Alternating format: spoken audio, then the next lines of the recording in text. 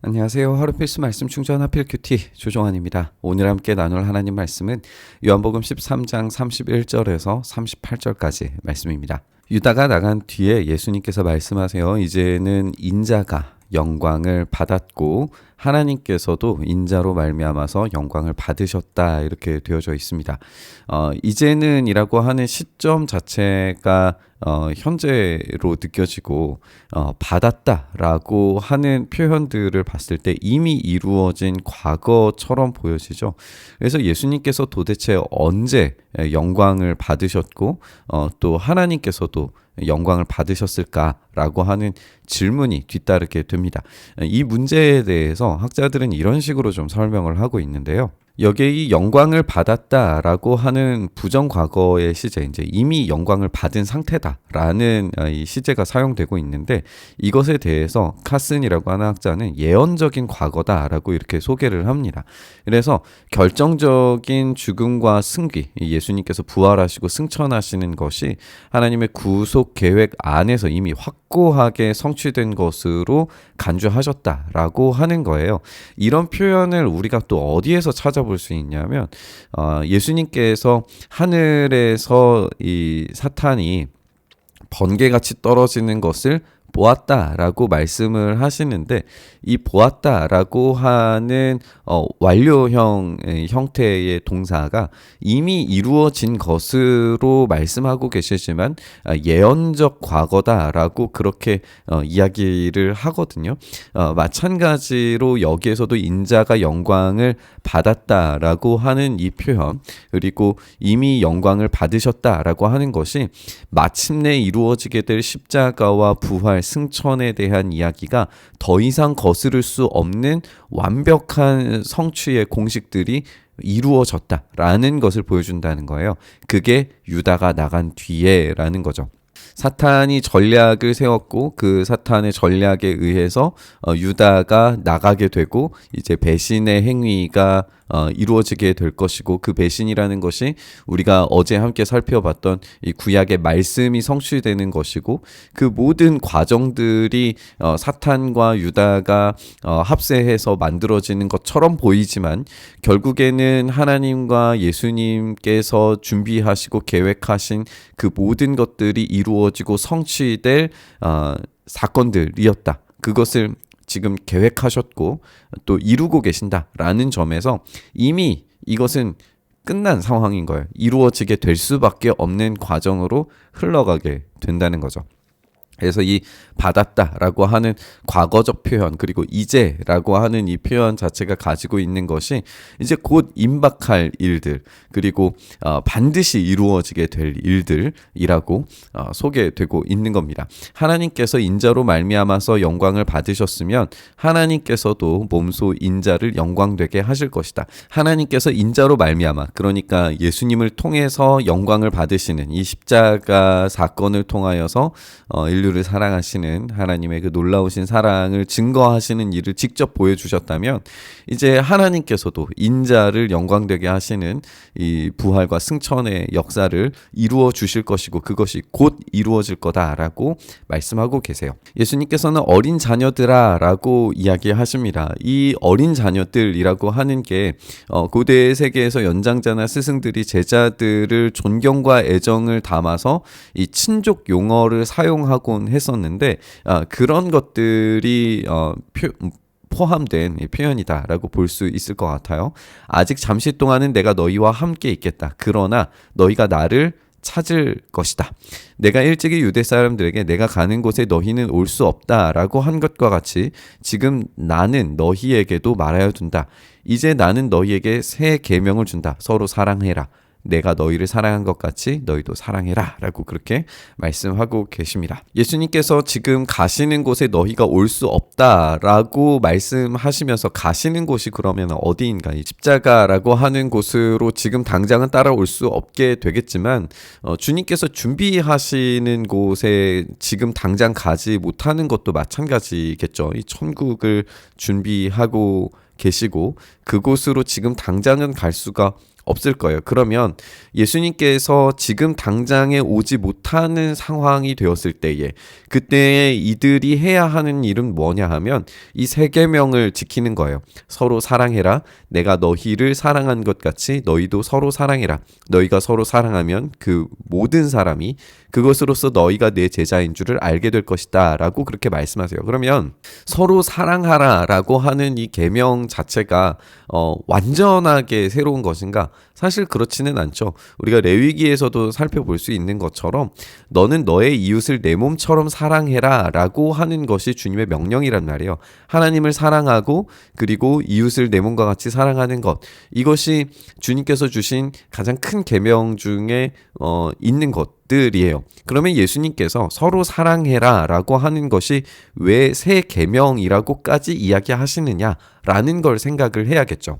여기에 이웃을 내 몸처럼 사랑하는 것에 포함되어지는 것이 무엇인가를 우리가 생각할 때 이것이 새 계명의 조건을 만족시켜 주게 될 겁니다. 뭐냐 하면 지금 예수님께서는 끝까지 사랑하세요. 끝까지 사랑하실 때 누구까지 끝까지 사랑하시냐? 원수까지, 배신자까지 끝까지 사랑하세요. 이건 우리가 지난 본문에서 함께 살펴본 거죠. 유다를 향하여서 가장 존중과 사랑의 의미로 떡을 떼어주시기까지 하시는 거예요. 이것이 어떤 사탄이 들어가게 만드는 일이 아니라 최종적인 순간까지도 예수님께서 기회를 주고 계셨다라고 하는 점에서 끝까지 사랑하시는 표현이라고 살펴봤었어요. 여기에서 너희도 서로 사랑해라 라고 하는 것이 그런 이웃을 내 몸처럼 사랑하는 것이 끝까지 사랑하시는 거, 끝까지 사랑하는 것이고 원수나 배신자까지도 목숨을 다할 때까지 사랑하는 것이 되는 거죠. 그게 새로운 계명이 되는 겁니다. 그렇게 사랑할 때에 내 제자가 되는 줄 알게 될 것이다 라는 거예요. 그러면 이 원수의 어떤 이 포함되는 영역들이 어디까지 넓어지고 확장되어져 가는지에 대해 우리가 잘 모르게 될 수 있잖아요. 그것이 바로 교회가 경험하는 사랑의 범위 그리고 다양성의 범위가 될 겁니다. 결코 하나가 될 수 없을 것 같은 사람들이 하나가 되어져 가는 과정, 사랑하는 과정들을 우리가 살펴볼 때에 이 사랑의 범위, 새로운 계명으로서 너희가 서로 사랑해라 라고 하는 계명이 어디까지 넓어질 수 있는지를 우리가 경험하게 되는 거죠. 우리가 짧게만 보더라도 이방인이라고 부르는 자들을 하나의 공동체로 묶는 것이 당시 사람들에게는 완전히 불가능한 일이었는데 이방인들을 사랑함으로써 하나가 되죠. 그럼으로써 천국을 미리 경험하게 되고 그것으로써 이 계명이 어떻게 준수되고 이루어지는지에 대해서 살펴볼 수 있게 되는 거예요. 그러면 이 사랑이 언제 가능하냐? 라고 생각할 때에 예수님께서 지금 내가 가는 곳에 너희는 올 수 없다라고 말씀하시고 난 이후에 이게 등장하고 있단 말이에요. 그리고 난 다음에 시몬 베드로가 그러면 제가 주님 어디로 가십니까? 제가 주님을 위해서 목숨까지도 바치겠습니다. 사실 우리가 아는 것처럼 이 표현은 대단히 위대한 표현이에요. 어디로 가십니까? 예수님께서 내가 가는 곳에 네가 지금은 따라올 수 없지만 나중에는 따라올 수 있을 것이다 라고 말씀하세요. 베드로가 예수님께 말하기를 왜 지금은 따라갈 수 없습니까? 주님을 위해서 내 목숨이라도 바치겠습니다 라고 이야기한단 말이죠. 그런데 예수님께서는 네가 나를 위해서 목숨이라도 바치겠다는 말이냐? 내가 진정으로 말한다. 달기 울기 전에 너는 3번 나를 모른다고 할 것이다. 그러니까 지금 베드로는 사랑하는 예수님을 위해서 죽을 각오를 하고 있어요. 이게 전통적으로 헬라 문학의 영웅주의 전통에 비추어 볼 때 굉장히 고귀한 의도를 가지고 예수님을 위해 그렇게 죽겠다라는 말을 하고 있는 거거든요. 대단한 표현이고 정말 존중할 만한 그런 표현이에요. 근데 예수님께서는 불가하다라고 말씀하세요. 왜냐하면 아직 십자가가 완성되지 않았기 때문이에요. 그러면 다시 이야기해서 예수님께서 가시는 곳에 대해 베드로는 제대로 이해하지 못하고 있어요. 어디든지 따라갈 수 있을 것처럼 이야기하고 생각하지만 예수님의 그 십자가 그리고 승천 이후에 예수님께서 준비하시는 천국 그 사이에 있는 우리의 시간들 가운데에서 예수님이 이 앞선 행위, 십자가와 부활로 말미암은 이 완성을 이루기 전까지는 서로 사랑하는 그 새 계명을 지킬 가능성이 거의 없어 보여요. 이게 지금 아직 이루어지지 않았기 때문에. 그러면 예수님께서 가시는 이 천국을 준비하시는 그 이후가 되었을 때, 승천하신 이후가 되었을 때에는 새 계명으로서 원수까지 사랑할 수 있게 되는 게 가능해지게 되죠. 그때는 시몬 베드로가 주님을 위해서 목숨을 바치게 되는, 나중에 따라오게 되는 것이 가능하게 될 거예요. 그러니까 지금 이 십자가와 승천이 하나님께서 받으시는 그 영광스러운 순간이 반드시 와야만이 새 계명에 대한 온전한 실행이 가능해지게 되는 때다라고 하는 것을 우리가 본문을 통해서도 다시 한번 생각을 해볼 수 있게 되는 겁니다. 그래서 오늘 본문에서 우리가 짧게 살펴봤지만 예수님께서 이제 영광을 받으시는 때가 곧 왔다. 그곳에 아무도 오지 못할 것이다. 그리고 베드로도 그 영광의 순간을 향하여서 가지 못할 것이다. 라고 하는 그런 부정적인 이야기들 가운데에 너희가 서로 사랑해야 된다. 새 계명에 대한 이야기를 하셨단 말이에요.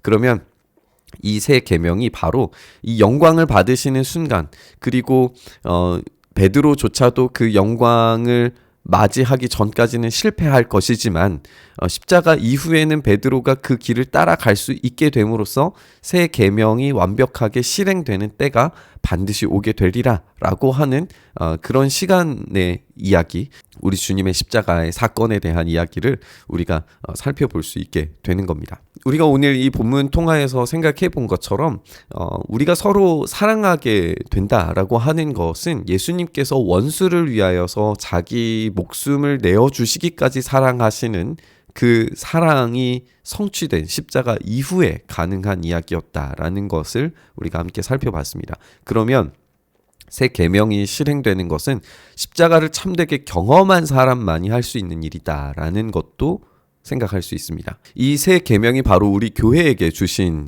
계명이고, 우리가 교회로서 원수까지도 사랑할 수 있어야 된다라는 점을 이 본문 말씀을 통해서 생각하게 됩니다. 우리가 정말 십자가의 사랑을 경험한 자라면 새 계명에 따라서 누구라도 사랑할 수 있어야 되는 줄 믿습니다. 그 사랑을 우리가 경험했고 먼저 그 경험을 한 자로서 그 사랑을 전달해야 되는 거죠. 그것이 우리에게 주어진 새로운 계명이고, 그것을 통하여서 우리가 예수님의 제자라는 사실이 드러난다라는 걸 우리가 본문을 통해서 살펴봤습니다. 오늘 우리가 그 사랑을 할 수 있을 것인가를 다시 한번 질문해 보면서 이 사랑의 의미를 확장시켜서 도무지 사랑할 수 없을 것 같은 사람을 사랑할 수 있는 그런 실력과 능력, 주님의 은혜가 우리 안에 깊이 경험되기를 다시 한번 간절히 바라면서 우리 묵상의 자리로 나아갔으면 좋겠습니다. 주님, 원수조차도 사랑한다는 것이 얼마나 힘겹고 어려운 일인가를 다시 생각합니다. 그것이 거의 불가능하다는 것 또한 우리가 다시 생각하게 됩니다. 그런 실력이, 그런 마음이 우리에게 너무나도 부족합니다. 주님, 우리가 십자가 사랑을 경험한, 그래서 주님과 원수된 우리조차도 사랑하셔서 십자가를 기꺼이 지신 그 놀라운 사랑을 다시 한번 생각하면서 우리가 새 계명으로 주어진 이 사랑을 실행할 수 있도록, 이 계명에 순종할 수 있도록 주여 우리에게 더 큰 은혜와 더 큰 사랑으로, 능력으로 함께하여 주시옵소서. 이렇게 우리를 붙들어 주시길 간절히 바라고 소망하며 우리 주님 예수님 이름으로 기도드리옵나이다. 아멘.